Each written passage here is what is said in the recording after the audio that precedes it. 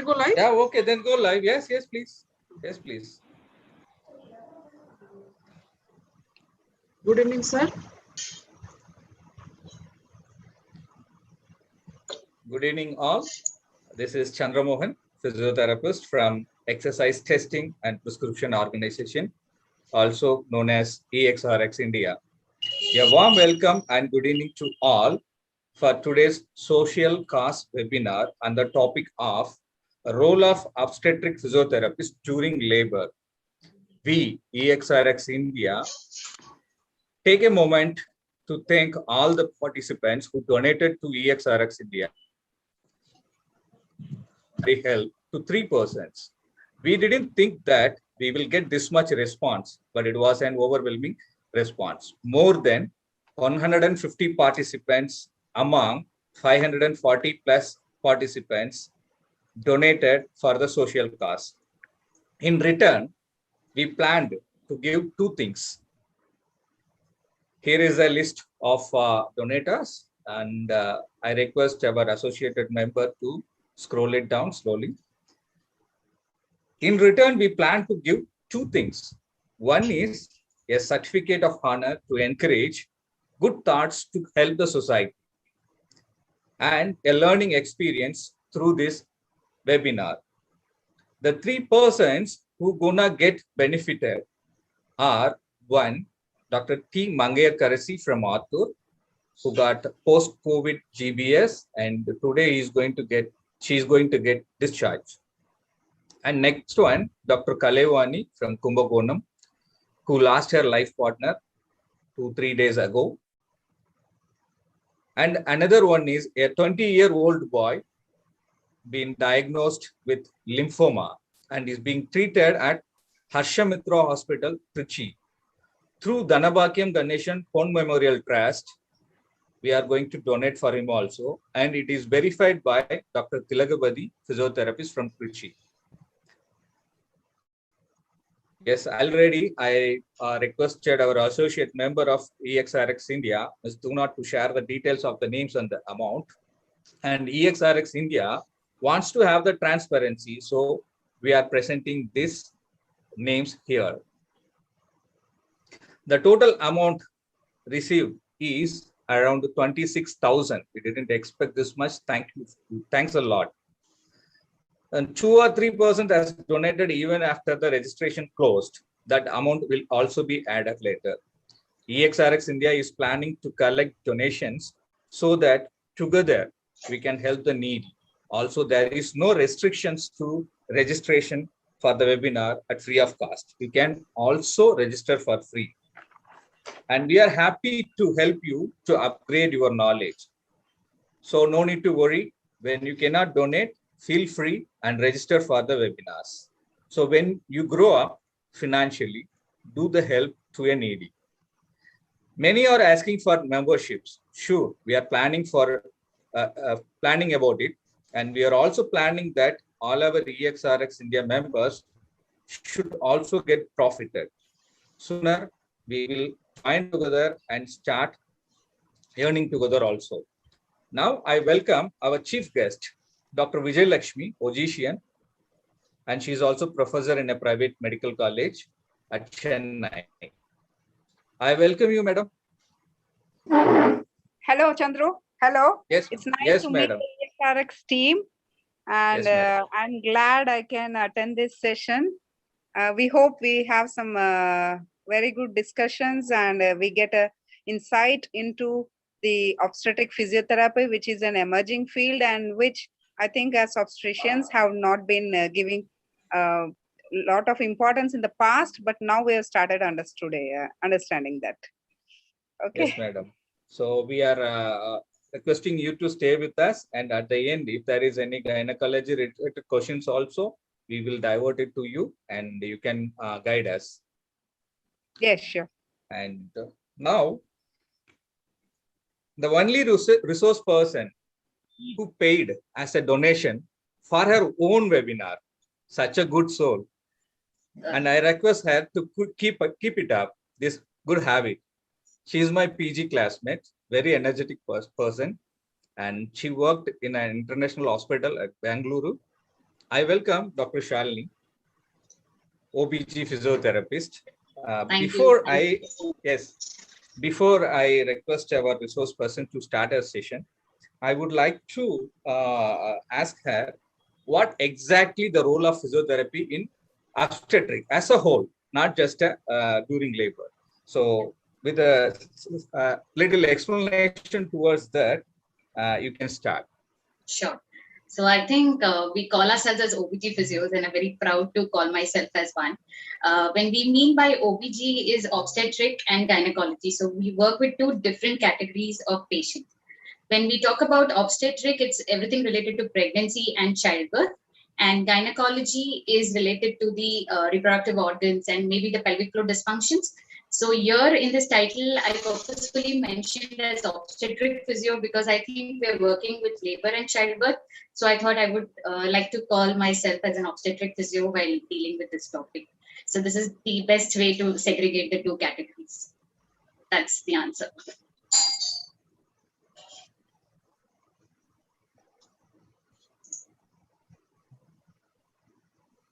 Hello, Chandramohan sir, are you there? Chandramohan sir, we missed him out. Yeah.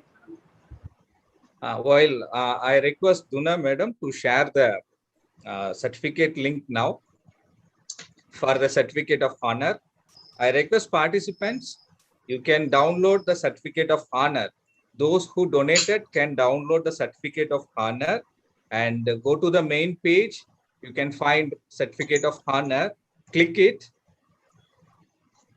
And yes, you put your contact number as registered and also the email ID as registered and then submit it. And it opens up like this. The certificate will be coming. Wait till the certificates get loaded, then save it as PDFs. So those who are donated, kindly do that. And it will be there. The link will be there. No need to worry. Then, yes, madam. Thank you, madam. Thank you so much. Please, sir. And now I request Dr. Shalini to start the session, please. Okay, so PPT, should I share or? Yes, please. Yes, so first of all, thank you so much for this opportunity and good evening, everyone. Hope everyone is safe and fine. So today's topic for discussion is role of obstetric physiotherapist during labor. Why this is needed or a little background of why we should have a physiotherapist during labor room is sitting still or lying down are things that no healthy mother would like in the labor room. So movement is what she needs for a labor to go well. And this itself tells us why it is important to have a physiotherapist in the room, because we'll be dealing with the kinesiology of the labor, the bodily movements that will help our labor process. Also for the fact, because of the current situation of childbirth in India, so WHO does gives a threshold to every country that this is the threshold for cesarean section. So the one that was given for India is 10 to 15%, which we've already crossed, and it is 17%. To be precise, it is 17.2. And looking at the state's data, the survey conducted by National Family Health Survey, last year's Maharashtra state had 39% of cesarean delivery. The highest was recorded in Telangana, which is 60.7, followed by Andhra Pradesh, Jammu Kashmir, Goa, and Ladakh. So the states are having a higher rates of cesarean sections. Also, there is an increased usage of medical intervention. When I mean by medical intervention, it is, you can call it as usage of epidural as a pain relief method, whereas you can have non-pharmacological pain relief method. So looking at this situation, there is a need or there is a necessity for a physiotherapist to be in the labor room to help the mother with the movements so that she can have a natural delivery as far as possible without any complications. Is this something new? Is this been there already? So I would say yes, because our history clearly states that. Looking at the sculptures, we know these are present in our ancient Indian temples also, as well as the Greek scripts and literatures.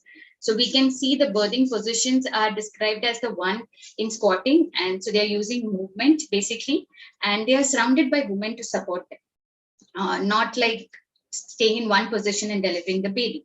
The childbirth history of India is not recorded somewhere from a reliable source, but if we see the childbirth history of US, we have the data such as the physicians started attending natural birth only in 1800, and by 1950, almost 50% of the delivery started happening in the hospitals. So Penny Simkin is a physiotherapist who then had an interest toward the childbirth field and specialized herself in that field in the year 1968. And from that year, she's been working with respect to this field. So that's the history. Coming to certain terminology. So before we start, what techniques obstetric physiotherapists can use in labor room, I feel we should definitely know certain terminologies associated with labor. So coming to the stages of labor, what is labor? The process where the child is born is labor in simple terms.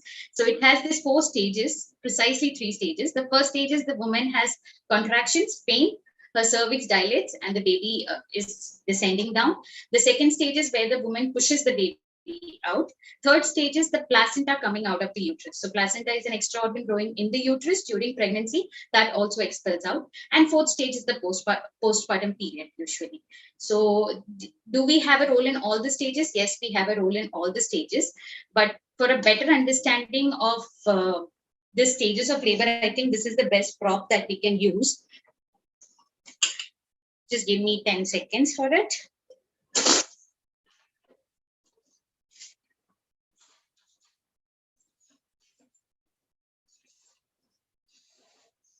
Yes, no problem. Take your own time.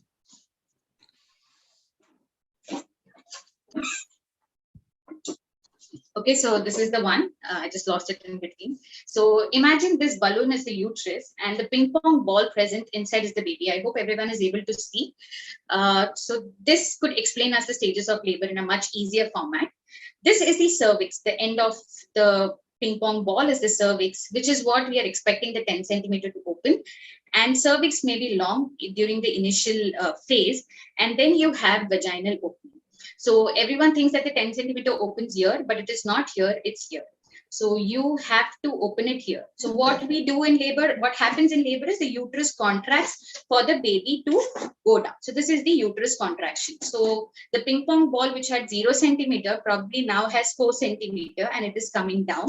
You give more uterus contraction and the ball descends a little bit more. So you can see even this length is reducing. So that is effacement. So just not the dilatation is important, but the effacement is also important. This keeps on going till the labor process is there. The uterus keeps on contracting to let the baby come down. And towards the end, we can see the head of the baby out. That's the crowning. And of course, then we go for the pushing stage. Of course, I'm not going to sit here and help this to come out, but obviously you can try this experiment at your home also. You can use a ping pong ball, put it inside a balloon and contract it till the balloon comes out. So you'll have the baby delivered. So this is in short to just explain you how the process looks like. So during these stages, we can be there to ensure that there is a good movement happening throughout the body. Kindly Kindly share share the the PPT screen again. once more. Yeah. I stopped it actually so that Yeah, sure, participants can see it better.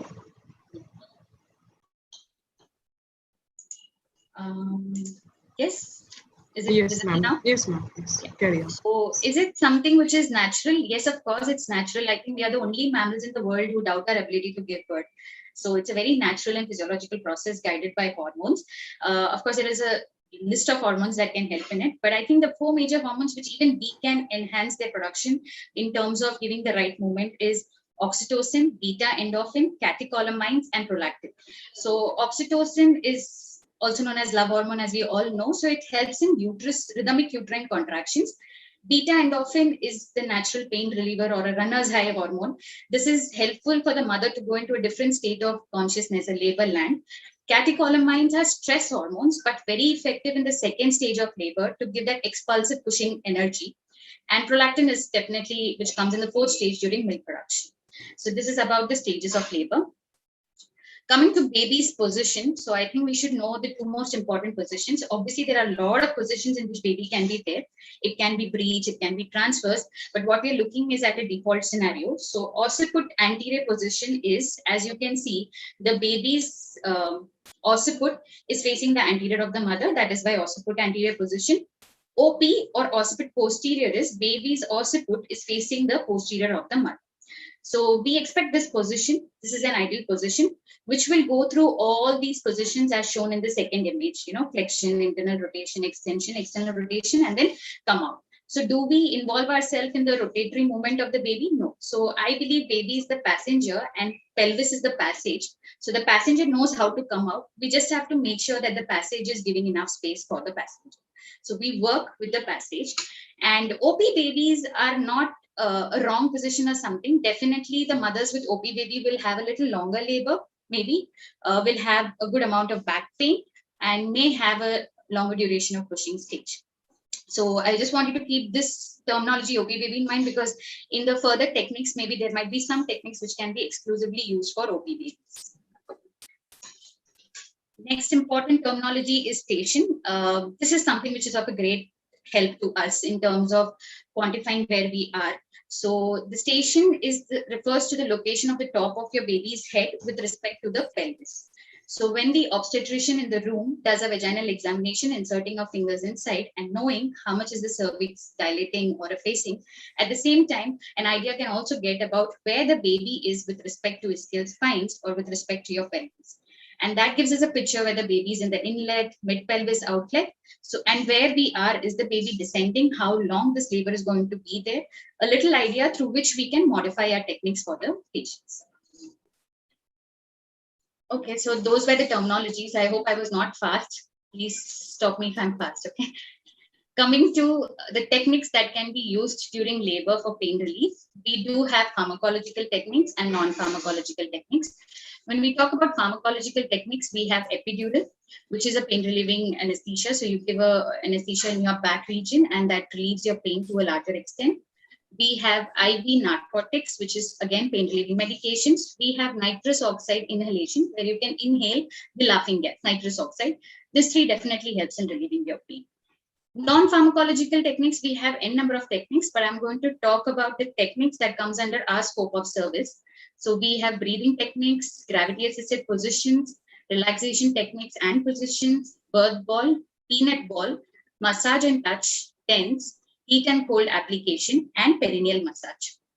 So why select non-pharmacological over pharmacological is, we have some evidences which states that when pharmacological techniques are used, there can be an increased case of emergency cesarean.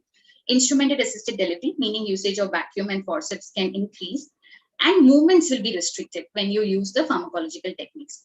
Whereas in non-pharmacological, all the research have clearly stated that there is no adverse effect that has been identified.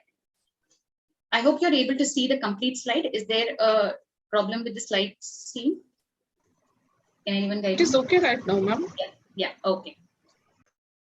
So let's go into the individual techniques one by one. First technique is breathing technique. So I'm sure everyone would have heard that the good breathing techniques helps in labor room.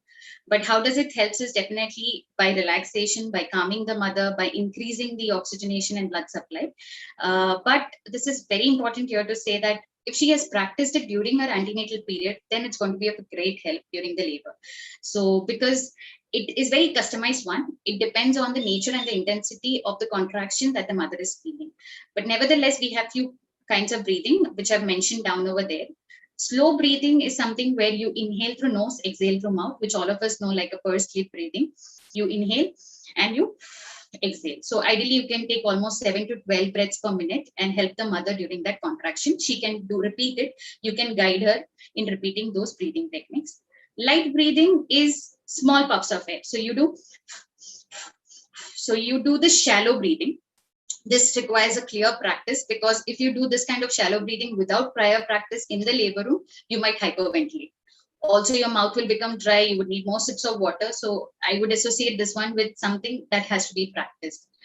Vocal breathing is a very interesting kind of breathing where you inhale and then you vocalize your exhalation with a phrase, with a word, with numbering, anything. For example, I inhale and then I do 1, 2, 3. So something like that. So I vocalize my breathing.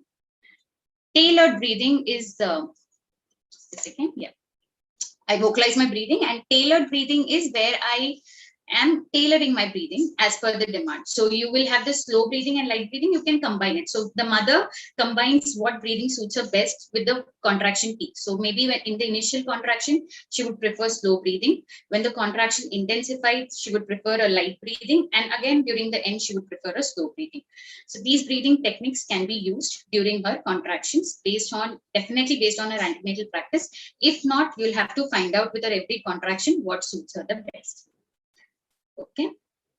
Next is about gravity assisted position. So of course you have various positions like standing, walking, stair climbing, squats, lunges, and slow dancing. So why these positions, is it important to do, or can mothers do this? We've never seen someone doing it. Of course they can do it. Unfortunately, the media shows labor pain as something that is not tolerable and people shout. That's not how it is. It is a very purposeful pain, anticipated one, and intermittent in nature.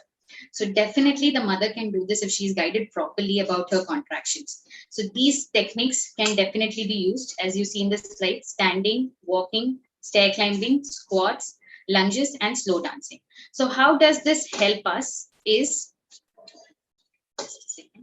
this helps us by using the gravity. So when you use the gravity, you align the baby in the pelvis in such a manner that they can descend. And when you combine the gravity assisted position with movements like slow dancing or walking, you change the shape of the pelvis, thereby allowing the baby to rotate also. What we saw in the previous slides, the rotation of the baby and the movement of the baby. So this can be encouraged with this gravity assisted position. So it will definitely help in descent of baby by lining up with the angle of your pelvis. Do we have research for it? Yes, of course. 2017 Cochrane-based database of systematic review has stated a continuous labor support with such gravity-assisted positions have shown higher level of maternal satisfaction. So it definitely helps. Coming to relaxation techniques, I'll first show you what are the relaxation techniques. Sitting with support, side lying with support. You can forward leaning with support can be done. Hands in knee position, and open knee chest position. These are the positions that you can use as relaxation, because labor is not going to be a small duration period, at least for many. So it will be a larger duration. So on an average, at least 6 to 12 hours for the first time mother is the first stage of labor. So if it is going to be this long, you just can't keep doing movements. You have to do all these relaxation positions also in between to help her out. Sitting with support is predominantly to help her relieve the back pain.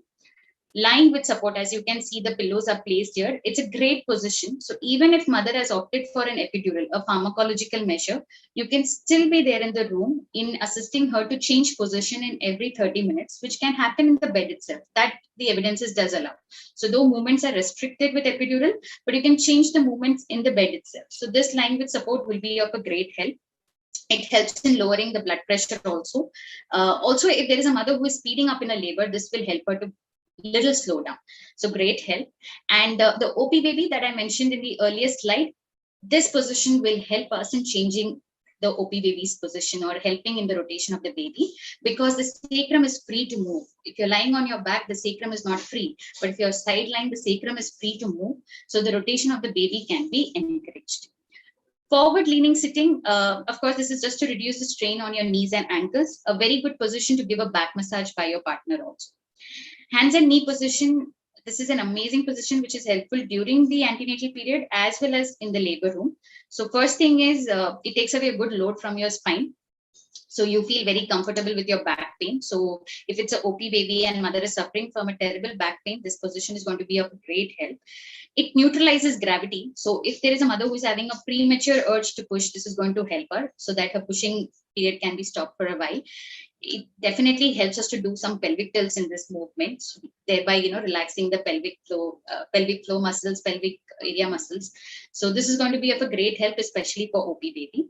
Next position, open knee chest position, is also for OP baby. So as you can see the position, the heart is below the hip joint. So you will have, gravity assistance in the opposite manner. So you can take the baby's head a little out and then help in rotation and then fix it in. So obviously this has to be practiced also earlier, and even in the labor room, these positions can be used. So these are the relaxing positions, though there is no movement directly involved in it, but still can be of a great wonder to shorten the labor period. Next technique is birth ball. I'm sure every one of us know about birth ball. This is something that is a tool which every physio uses. Obviously, it is going to be very helpful in terms of relaxing back pain, relaxing your torso, relaxing the perineum region. But what's more important here is selecting the right size. If you haven't selected the right size of ball, the mother won't be comfortable in the labor room. So in an average Indian height woman, I would say 65 centimeters suits the best. But obviously, you're going to measure and then take a ball and help her with the movements. And what is the best benefit of a birth ball is you have a movement, but which is effortless, because bouncing on the ball is going to be so relaxing for the mother that she does a movement, but it's going to be completely effortless. So this will definitely increase a lot of space in the pelvic region, helping the baby to get engaged as well as rotate. So bouncing, tilting, swaying will be of a great help, where in effortless movement can come in. You can do this forward leaning and swaying. Again, you are moving the pelvis to change the shape of the pelvis. A back massage can be also given by your partner here. Forward leaning on the ball is again to reduce your strain on your lower limb. And partner's touch and massage. So birth ball can be an effective tool when partner wants to do a massage technique also. So all this, again, the usage of birth ball, since it's a wobbling surface, it's much more advisable to use it priorly in the antenatal period and then practice the same in the labor room. Again, the most important thing over here is, do we have studies associated with birth ball? Yes, we do have. In fact, 2015 systematic review clearly stated that using the usage of birth ball has a lot of positive outcomes, like perception of pain is reduced and the labor duration is shortened. Also, the uterine contraction increases, thereby making it shorter labor. Next technique is peanut ball. So this is a peanut ball. I think we can close the video so that people get a good view of peanut ball. I'm sure we are aware of this tool. At least the pediatric physios might have definitely used this. But in labor room scenario, this has come very late. It has a study in 2011 where peanut ball was used during labor and excellent outcomes, where the labor duration was shortened by almost 90 minutes. But obviously, the limitation of the studies where the sample size was small and it was used only for the patients who had taken epidural. But of late, after 2018, this has come into amazing limelight and it is being of a great help in the labor room, because these are the positions that can be done with peanut ball. And I don't see any other object that can help us to spread the legs so much and without, peanut ball being placed in between. So this tuck position is placing it between the knees, semi-sitting position where you can lie down on your back supported and then place it. In side lying position, you can place accordingly where you want to encourage internal rotation of femur or external rotation of femur, because based on the inlet outlet opening, you can decide where you want to place the ball. Accordingly, you can place this. Again, useful if mother wants to rest on the bed for a longer time and not do movements. Very useful if the mother has opted for epidural also. And definitely it facilitates the descent of fetal head. Right now in 2018, there is a study, RCT, which is being proposed and the study is undergoing. So the study is on. We would definitely get good results of it once the study gets over. The next technique is massage and heat or cold application. So again, this works on the basic. So all the techniques that we use as a physiotherapist in the labor room works on three major principles. One is definitely the gate control theory. The other one is the counter-irritant effect, and the third one is central nervous system. So massage is definitely falls under the category of either the gate control theory or hot pack and cold pack counter-irritant effect.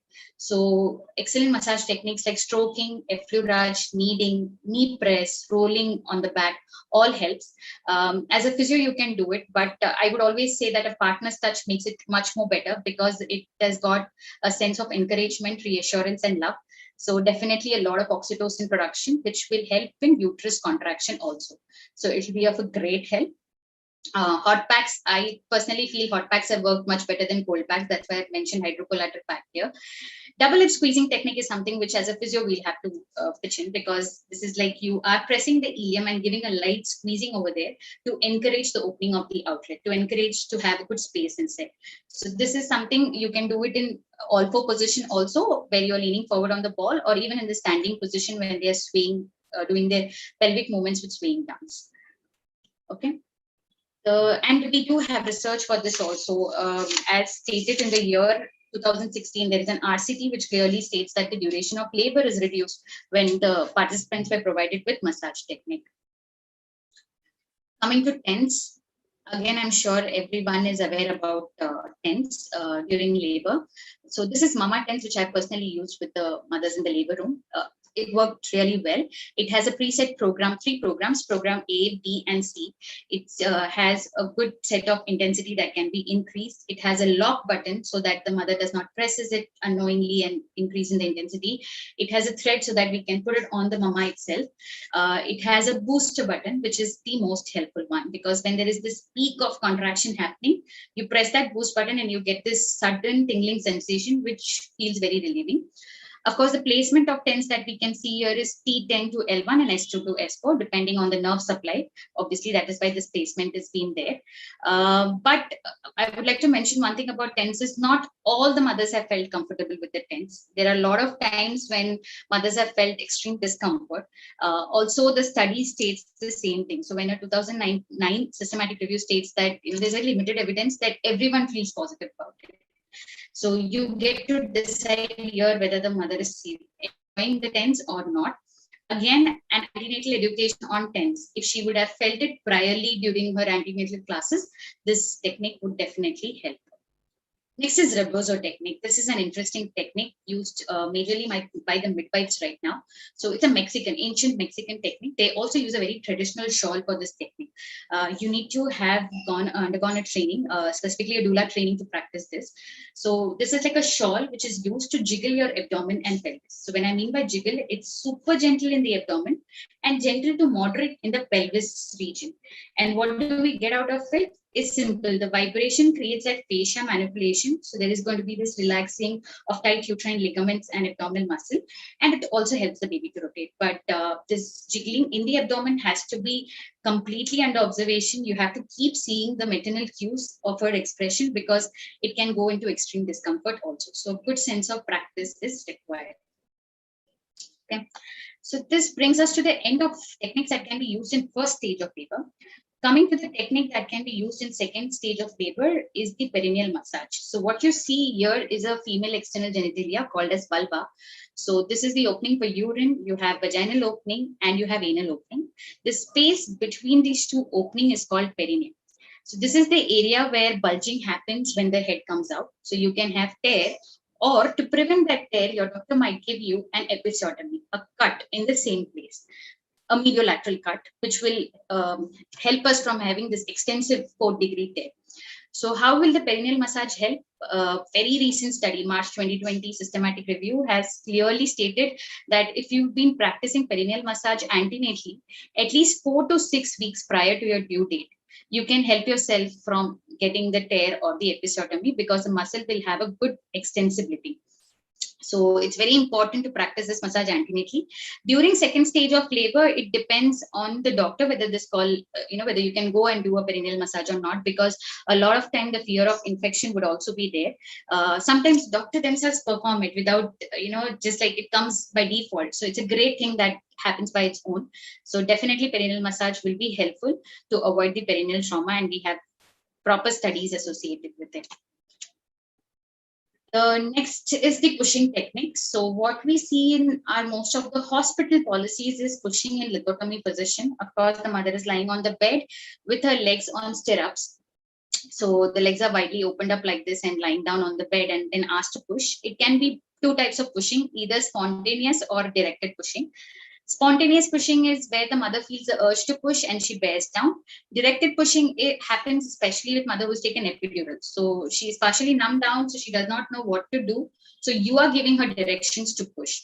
So always spontaneous pushing is better than the directed pushing. Of course, there are scenarios where directed pushing would be great help. But what we can do here is try different positions. Again, supported squatting technique and usage of rope. But this is also something where you have to have a complete multidisciplinary team effort to get into this position, because when the baby is coming down, I think the ideal catch should be also the one that we have to take into consideration. So this brings us to the end of the techniques, but have this been practiced and is this something that works? So of course, yes, it's an evidence-based practice. Out of the total deliveries, 100+ deliveries that I've attended, when a continuous labor support was given with the help of these techniques, We found out that 57% had normal delivery. We found out that only 6% of them preferred to go for epidural, that is a pain medication. Remaining 94% dealt with their labor using non-pharmacological technique. And instrument-assisted delivery, only 14% had to go for an instrument, that is a vacuum or a forceps had to be used. Otherwise, everyone delivered the baby in a normal vaginal manner. So definitely it works looking at the statistics. So can I get into the labor room and practice? So definitely before that, you have to make sure that certain points are considered. First thing, it's a multidisciplinary team policy. So just like we have our ICU setup, intensive care unit, where you work with doctors, where you see the ventilator status and then perform a technique, this is a labor intensive care. It's a very personal space for the mother, a very important room for the obstetrician. So if you are allowed inside, it is something that you have to make the best benefit of and work in with the team. You're not alone going to do anything. So you should definitely know to at least have a cue about CTG abnormality. So what is CTG abnormality? The mother would be connected to a machine called as computed topography with the help of 2 probes in her stomach. That machine will give us an idea of how are the uterine contractions as well as the baby's heartbeat. So definitely some idea whether baby's heartbeat is falling down. So tachycardia, bradycardia should be. So which movement of yours is causing that, or during the moment, is there a fetal distress happening? So immediately you have to stop the technique. So it's very important to have an awareness about all these things.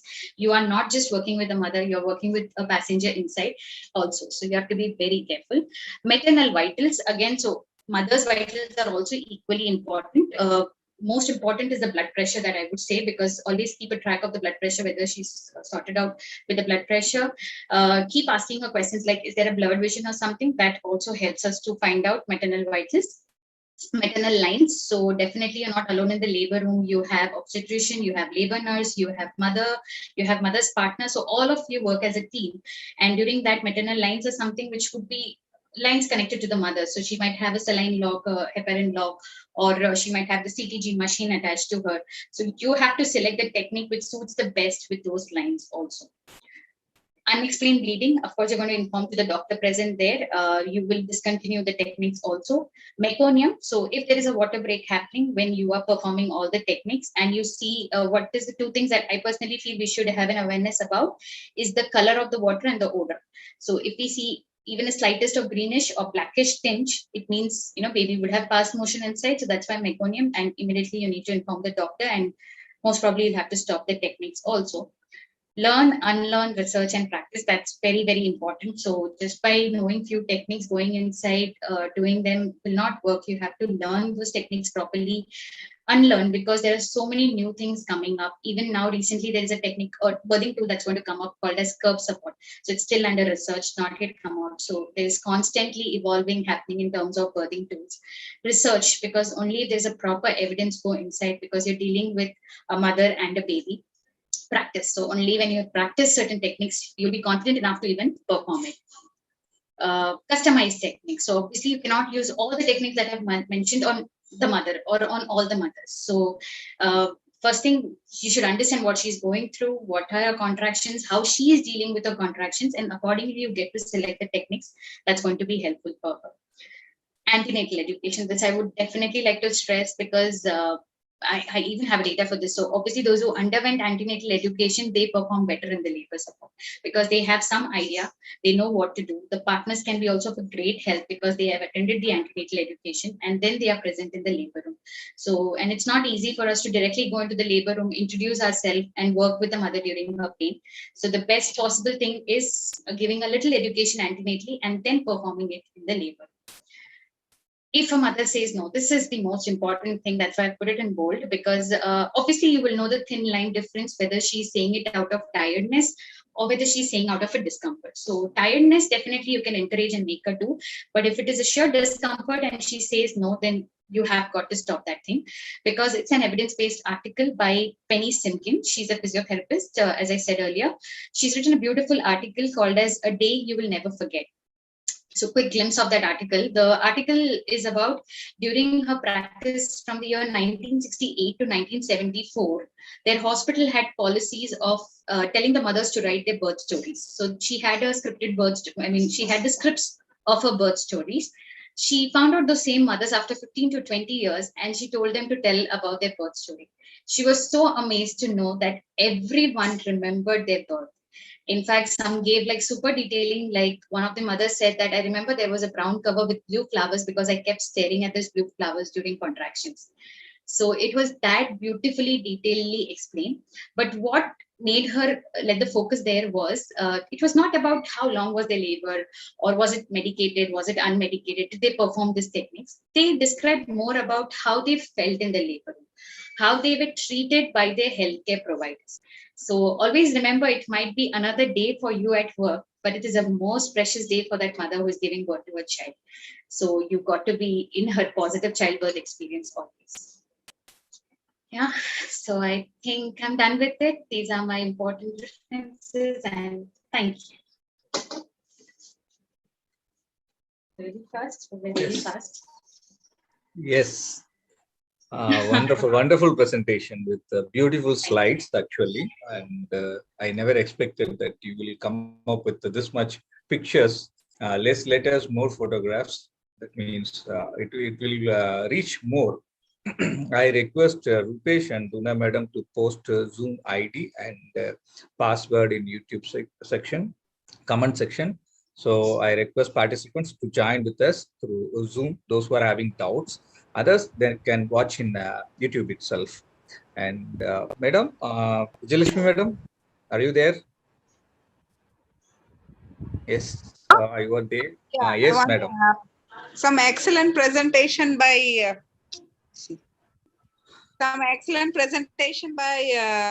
Shalini.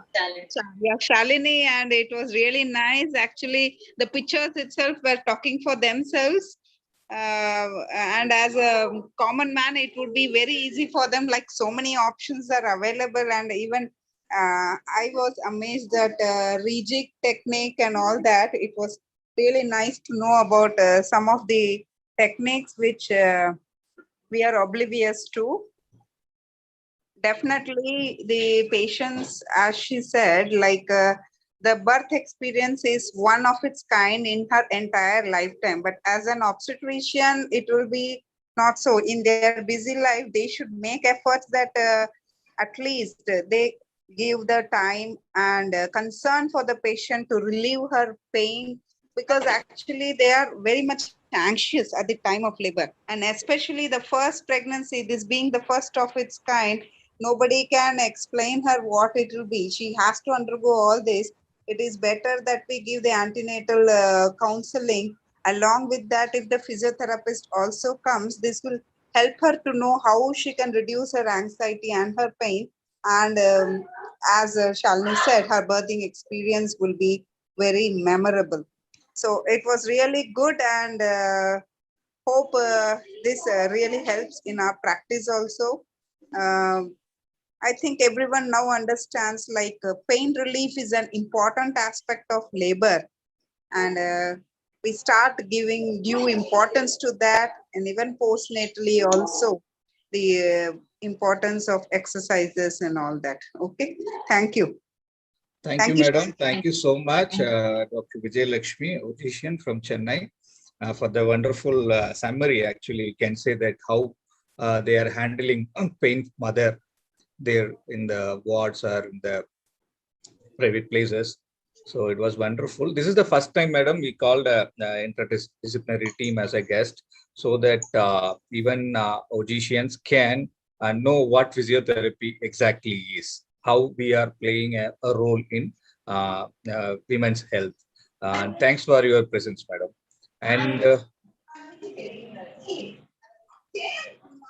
Sir, if your participants joined here in Zoom, please, we will go for they can interact. Yeah. Participants, if you have any questions, those who are in Zoom, if you have any questions, you can ask now. Ask our resource person. And meantime, I will go and check our YouTube. Rupesh, are you there? Sir, yes, sir. Any? They can also post their queries in our chat box.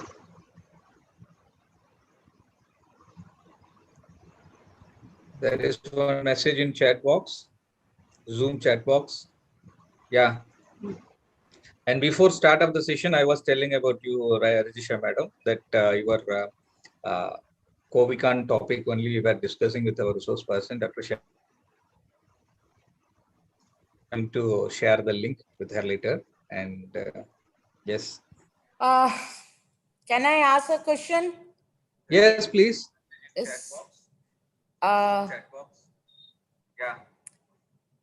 And before start of the session, I was telling about you, Nisha madam. Sir, kindly Somebody mute your watching. YouTube.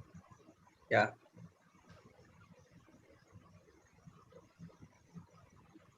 No, not Zoom, sir. Mute your YouTube. Yes, Ms. Kavita, you can ask your question. Yes, Kavita Kaushal, madam, you can ask your questions, please. There is one question in the chat box by Ms. Akshita. Yeah. ma'am, good evening, everyone. Ma'am, can you elaborate vocal breathing again? Yeah, so vocal breathing is vocalizing your breath. So the best example I can tell you is you inhale, and when you exhale, you recite something. So that can be numbers. So you inhale through your nose, and then you say 1, 2, 3. Okay, something like that. Or you say the name of your baby if you've decided that. Or some people even prefer saying epidural. So that is like a code word. So if you could say epidural, meaning you don't need an epidural till that time. So only if you're not able to vocalize that epidural through your breathing, probably you're not able to control your breath. So that is something. And another important point in vocal breathing is it has to be slow pitched and rhythmic manner. If you feel that the mother is going for a high pitched sound and it's not rhythmic, meaning she's gone under stress. So you'll have to change the breathing pattern. Okay. Thank you, ma'am. Thank you. It was wonderful session, ma'am. Thank you. Yes, shall we go with other question from chat box? Ma'am, we learned that we should make the lady to squat. Won't intra-abdominal pressure increases if she squats? Okay, so definitely we are not going to do n number of squats in the labor room. It would be depending on what stage of labor we are doing it, and is it during the contractions or during the rest period is what we decide. The next most important thing is babies inside the uterus, and we're talking about uterine contraction. So there's not going to be such an increase in intra-abdominal pressure that will impact with uterine contraction. So evidence say that. In fact, most of the evidences where the studies are done, even by the midwives, they prefer pushing in squatting position because they feel that pressure is very, very important. So the squats is going to be majorly used during the pushing stage and not majorly during the contraction period, not during the cervix dilatation, but more of during the pushing stage where we will go for a complete squat so that it helps in bulging of the perineum. I hope I've answered your question. Yeah, Shalini. And we have a question from a couple of viewers in YouTube. How to select the size of the birth ball? How to select the size of the birth ball is based on the height. So you definitely have nowadays different vendors have different height.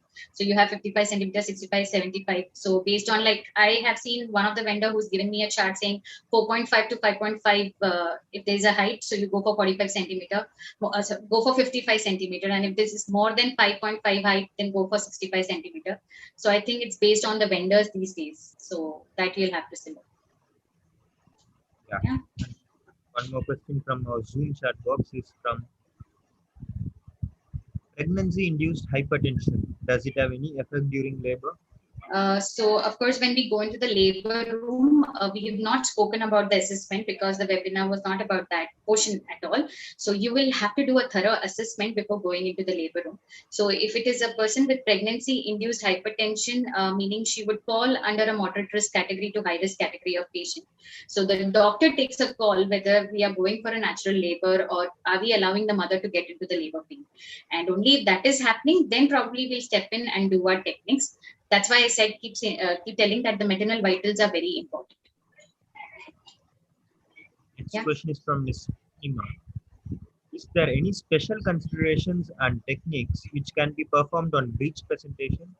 So first of all, I think breech presentation is a highly controversial thing because not all hospitals prefer going for a natural delivery with breech babies. They have their own hospital policies, but definitely we have research which states that with breech presentation, you can go for normal delivery. So the consideration would be, again, the forward inversion techniques can be practiced, or the hands on knee where the heart was lower than the hip. Such positions can be encouraged more. Pushing can be on all four, because it's not the skull that is coming out first, it's going to be the lower limb and the buttocks. So pushing position has to be changed. Lying on back and pushing might not be so effective for a breech position baby. So this completely depends on the hospital policies, because the doctor should be equally supportive, the care provider should be equally supportive about delivering a breech baby through natural ways. Thank you, Shalini. Next question is from our YouTube viewer. Yeah. Shall we give these same exercise of pain management even after delivery? No. So obviously you'll have to do an assessment. Not all the techniques can be used, because 6 weeks of postpartum is something where a thorough assessment is required. Diastasis recti has to be considered, and what's mother's status, is she breastfeeding? All those things have to be considered, and then the pain management will be decided. So that protocol will be completely different. These are the techniques that can be used in labor room. This itself is not something that all can be used. You have to do an assessment and then decide which technique will be helpful and how long you will give a specific technique. Fine, Shalini. Next couple of participants are asked about, please explain about Rebozo technique. Okay, Rebozo technique. So I have learned it when I did my doula training. So as I said, it's a Mexican technique. They use the shawl, and the mother will be usually in the all-four position.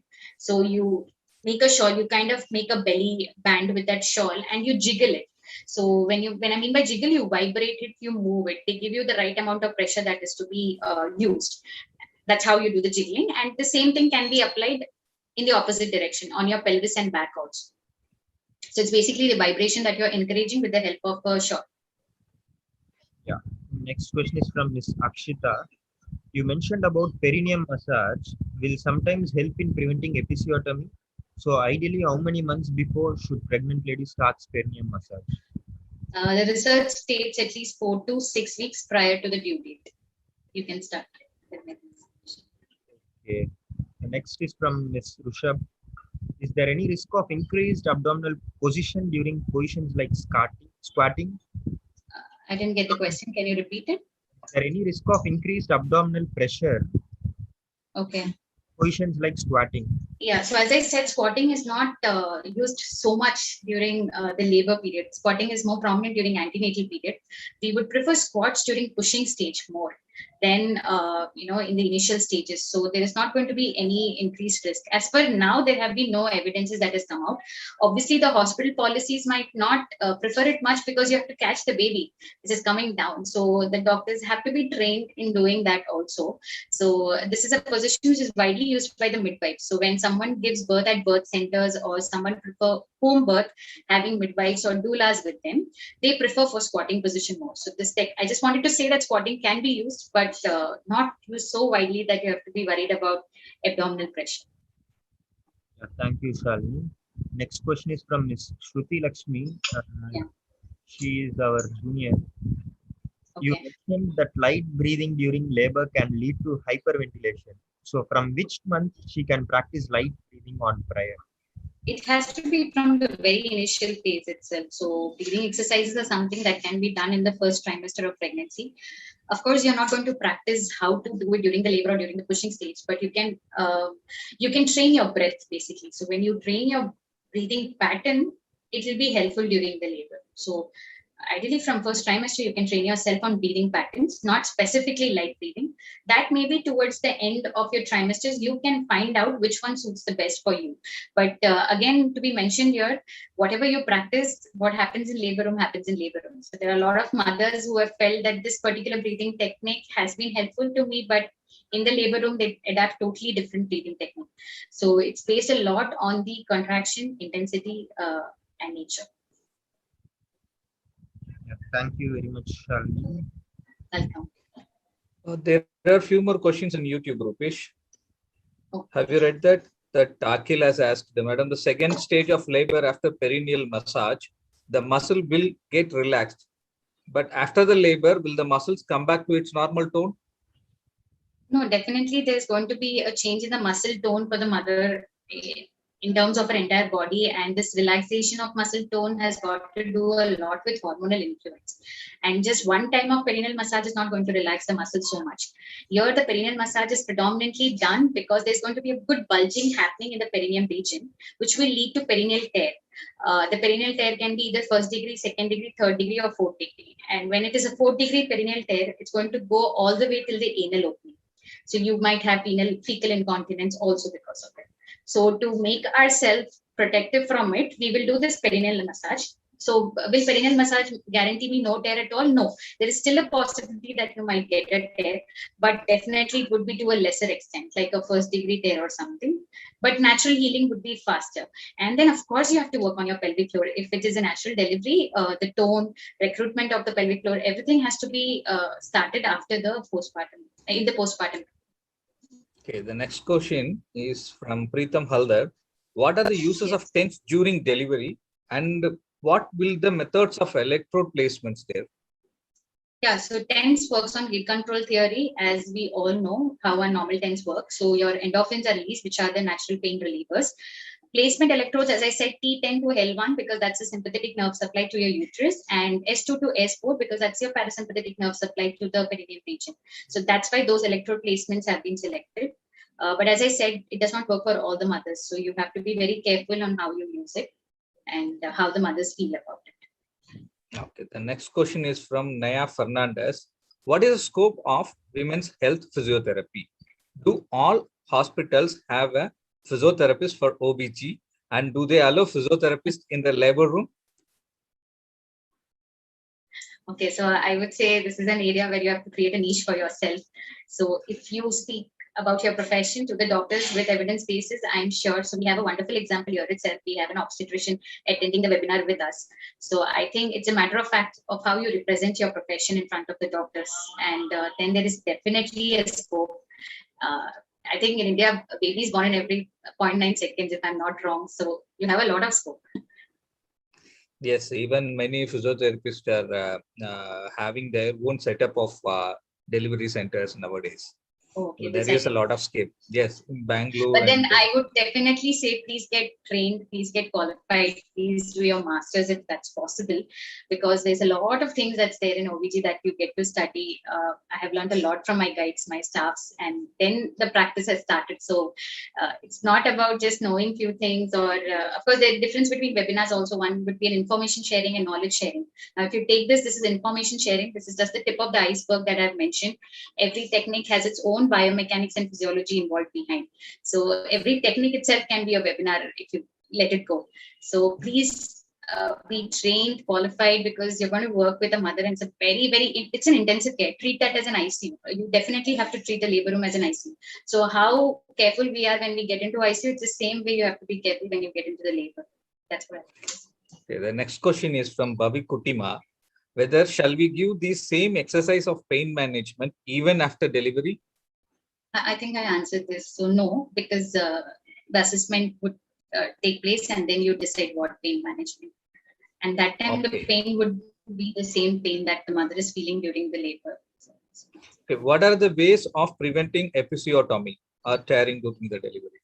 Perineal massage is the best way. Learning pelvic floor relaxation along with pelvic floor strengthening, and also learning pelvic floor bulging. That's something which most of the physios miss out. Like we do relaxation and strengthening, but we miss out on pelvic floor bulging. So teaching the mothers how to do a pelvic floor bulging will also prevent perineal tears or an episiotomy. Okay. So the next question is from Asra. Yeah. My question is, if high blood pressure is there, any difference? What is the role of physiotherapy in that case? As I've mentioned, first of all, this would become like a pregnancy-induced hypertension. In that scenario, your doctor takes a call whether the mother gets to, have a natural delivery course or whether she is coming into that category. And then only, so it's completely depending on the obstetrician's call. So if you are allowed inside to perform certain techniques, you will do it. Definitely, you have to be constantly involved with her vitals, and you will select the technique which makes her feel the most comfortable. Okay, the next question is from this techniques, just one point, this techniques would be very useful with a low risk pregnant mother. So this is a way of how a low risk pregnant mother can give birth. This is basically to encourage or to avoid, I can say, unnecessary cesareans or unnecessary usage of medical intervention by helping the low-risk pregnant mothers understand this technique. So when blood pressure or a gestational diabetes comes into a role, it definitely categorizes into a different set of pregnancy category. And then you have to work along with your doctor and decide how do we go about it. Okay, the next question is from Preetham. How to avoid the stretch marks on abdomen after pregnancy? Oh, why do you want to avoid it? Those are beautiful marks, I think. But that's definitely not our scope of service, first of all, I feel. Stretch marks is going to be there. I think we can help in toning of the muscle. That maybe I can help you out. Yes, the next question is from Kavya Cherian. It's OBG physiotherapy only scope in foreign countries only. They allow inside labor room. In India, is it not scope? No, I've been working and I've been in the labor room since 3-4 years, I think. So there is scope. As I said, you have to present yourself well and make sure that so it's a multidisciplinary team, as I said at first. So if the obstetrician feels it's her space, it's her labor room where she's allowing you. And if she feels you're capable enough, I'm sure she will allow. And gestational assessment. Somebody is asking. Assessment, I guess it's about gestational diabetes. Assessment is completely different. So are you asking about pregnancy or labor? I'm not sure. So okay, here also this is not a clear question here. I request the participant to rewrite the question. The next question is, how does open knee chest position induce relaxation? I think you should try. You'll definitely get to know it, because when you are relaxing on a pillow, it's a good yoga pose also. If people know yoga, some idea about yoga. So when you are in that position with the pillow down, your baby moves from the pelvis is what they say. And when there is a little movement of the pelvis, and this is predominantly we said for OP baby. So when there is an OP baby, there's a lot of pressure on your back and it gives back pain. So when the baby moves, you will have some relaxation, and that's how it helps in reducing your pain. Yes, the next question is a beautiful question. Kegel exercise, how much effective during labor? And the next question from the same person is, how to perform? We cannot teach how to perform here. It is a separate workshop. And when to ask to do with the patient. No, and definitely we are not performing any kind of Kegel during labor. I don't think the mother is going to even understand if you teach her a Kegel during labor. What's more important during labor is pelvic floor relaxation. So you teach her how to relax her pelvic floor. That also, when during the pushing stage, you tell her how you're supposed to breathe so that your pelvic floor is relaxed and gives way to your baby. So that is what is important. Kegels, I have not seen practicing during labor, not seen a research also. So I don't think you can use Kegel during labor, but Kegel can be an important tool during pregnancy to strengthen your pelvic floor. And Kegel is a very small word. Just we finish off saying Kegel, but there's a lot involved with Kegel. An exercise prescription of Kegel itself involves a good PV examination by a physiotherapist to find out what's the tone, what's the strength of the muscle, how much repetition they're doing. So you have to give a perfect score to the muscle, then identify how much Kegels that mother can do. But so it's not just a very simple word that can be used in labor. Yes. Next question is from Neha Kanjolia. What if the water breaks and there are no labor pains? So still our role as PT will help in normal delivery? So this is again varied according to the research. So the research states if your water is clear, you can even wait for 12 hours or more than that for your labor to begin. But what you can help is definitely a lot of relaxation positions and swaying movement so that the mother feels comfortable. Pain is not there. I don't think there's anything to be worried about. So these are all pain relieving techniques. But again, you have to contact with her healthcare provider. So whatever you do, that has to be, your healthcare provider has to be in the loop. Okay. The next question is by Vipanveer Man. Is there any contraindications for any of non-pharmacological techniques? So as I said, the researchers have said no adverse effects of any of these non-pharmacological techniques. I guess your question is contraindication, like when we should not use it. When we should not use it, when you feel the patient is not the right patient for your techniques. So it can be anything. For example, so when we go into the labor room, we are not promising a normal delivery. As I said, whatever happens in the labor room happens in the labor room. So we suddenly see the fetal bradycardia, fetal tachycardia, meaning fetal distress. The patient is going to be taken for emergency C-section. So in that scenario, it becomes a contraindication. You stop there and you get back to your work. Other than that, obviously, if you're using TENS, you're going to be careful about does the mother has a metal implant in a back region. So these are like the common physiotherapy contraindications that we see, a proper assessment of what are the skin changes that she has, or what is the history, and based on that. Now, if you know that she has a knee, an injury in the knee, you will try to avoid straining her knees and ankles. So you're going to adjust your techniques. Everything depends on your assessment and how. If you've known the mother throughout the pregnancy period, it's going to be very easy. Okay, the next question is from Akhil. Is diastasis recti a most common complication for all mothers? Not necessary. It depends on your pre-pregnancy status of your abdominal muscle strength. So if you've had a good abdominal muscle strength, of course, there's going to be a little amount of separation, but to term it as diastasis recti, I think the pre-pregnancy status plays a very important role. But it is something that can be corrected, so no need to be worried about it. And the next question is from Asra. Is there any technique to change breech position of baby in mother womb? A lot of techniques are there, something like on hands and knees, we call it a forward inversion technique, but all this are something which is helpful during the antenatal period. In the labor room, I don't think much can be done. Yes, so one more final question. Vipan Virman, is there any specific dosage for the use of TENS? No, so it depends on the TENS that you're using. They come all as a pre-programmed set of programs. So the Mama TENS that I have mentioned has 3 set of programs, program A, B, and C. So they say during early labor, you can use program A. During the later stages of the labor, you can shuffle between program B and C. Then the intensity, it goes up to 60 Hertz. So it depends on the mother. How much she can tolerate, you can increase the intensity. Okay, there are 1 or 2 questions in Zoom. How does lying in support helps to rotate the baby's position? How does lying? Lying. Maybe which lying, I don't understand. I think the side lying is what I had mentioned with the pillows. Chaudhar, at least you should have written your name clearly so that we can pronounce it. No issues. Side Chaudhary. Chaudhary, yeah. Some Chaudhary. No problem. So sideline would be the fact that I mentioned. Because Chaudhary is here in Zoom actually. They can clarify. Okay. Chaudhary, you can clarify your question. Can't see the question.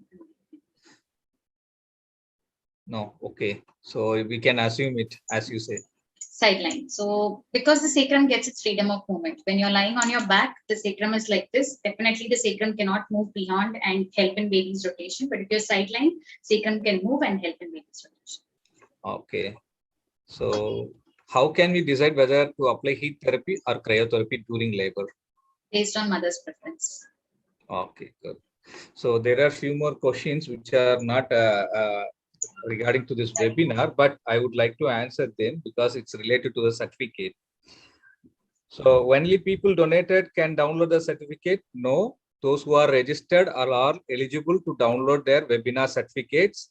Those who paid or those who donated, they have a separate link given in our main page. They can download their certificate of honor. And registration is must for downloading your certificate. Certificates are not available without registration. And in future, we are going to take attendance for every session also. Okay. So one last thing, can I mention, please? Yes. Yeah. So as I said, this was an information sharing webinar. So I've given you information regarding the techniques. Please carefully. I'm not expecting you to just go into the labor room and start practicing. It requires a lot of practice, learning it from the qualified professionals and then performing it. Be careful, be mindful of what you talk because you're going to represent your profession in that way. So talk with proper evidences, practice with proper qualifications is what I would like. I have a question. Yes. Is it okay that UG graduate can do practice OG physiotherapy? I am not sure how do I answer this. I think you should ask some much senior physios present there because I feel there's a lot of things in OBG which requires proper qualification. Like our textbook says that we are allowed to do a vaginal examination only if we are a qualified OBG physios. So I don't know how far. So without doing a vaginal examination, I don't know how you can assess the pelvic floor tone and assessment. Of course, there is non-invasive techniques and external palpation and all, but a proper internal assessment is required. So I would not be the right person. I feel you should ask. Knowingly, intentionally only I have asked because our physiotherapists should not get misguided that only BPT is enough. So to learn more and to put a best practice, so they should go for higher studies. It's about getting a good training from the right resourceful person, not just from someone. It should please see the resource person's qualifications and criteria also, and Yes. then talk about it. That's what I think. Time to wind up the session now. So here there are messages saying that certificate link is not available. Don't worry, we will be posting the certificate downloadable link in our WhatsApp groups. So don't worry about it, and we will be helping you. Kindly check our website once again after 10 minutes. So there will be the link. And thank you so much, Shalini, for a wonderful session. And I can Sir, see there that is a message in chat box yes, madam, please. from the Any suggestions? Yeah, okay. She told a lot of things about that. Okay, that's why I skipped. Okay. And what I was talking, yes. Thank you so much. I can see a lot of changes as a student. We were together in a PG, so that time, and now as an experienced practitioner, you have shared a lot of valuable points, inputs, and happy about it. Thank you so much. Thank you, Dr. Vijay Lakshmi, for joining with us, and hope you also enjoyed the session and learned what physiotherapist has a role in obstetric. And I thank all the participants in Zoom, and also I thank all the participants, those who are watching in Fitness and Rehab India YouTube channel. Thank you once again. I thank my co-founders, Dr. Rupesh and Ms. Tuna Madam. Thank you all. Good night. Thank you, sir. Thank you, madam. Good night. Thank you. Good night.